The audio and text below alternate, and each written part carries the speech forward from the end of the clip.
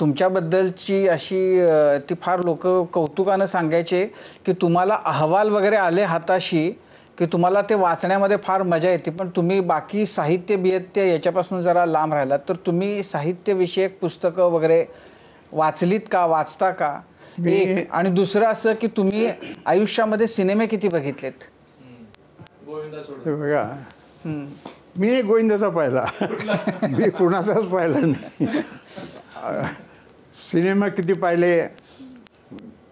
मी पाहिलेत अगदीच नाही, कॉलेजमध्ये असताना मराठीतले, पण मी एकूण सिनेमा पाहणारा नाही आहे. सिनेमा पाहण्याचा आणखीन माझ्यावरती मी प्रसंग म्हणत नाही, आनंदानं जायचा प्रसंग येत असे की ज्या वेळेला अटलजी मुंबईत यायचे आणि जर त्यांच्याकडे 2 दिवस असले तर ते सिनेमा किंवा नाटक पाहायचेच. आणि मला तर त्यातलं काही संघटन मंत्र्यांनीच सगळं व्यवस्था करायची असतात, पण आमचे नांदगावकर म्हणून सुधीर नांदगावकर आमच्या पक्षाचे कार्यालय चिटणीस होते. तर त्यांना सांगून मग त्यांच्याबरोबर मी गेलो असं.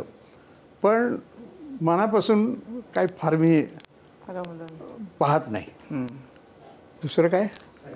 पुस्तकं कोणाची वाचलीत का? कथा कादंबऱ्या वाचल्यात का? शेवटची मी कथा कादंबऱ्या खरंच सांगायचं. कविताचं पुस्तक तुम्ही हातात शेवटचं कधी घेतलं?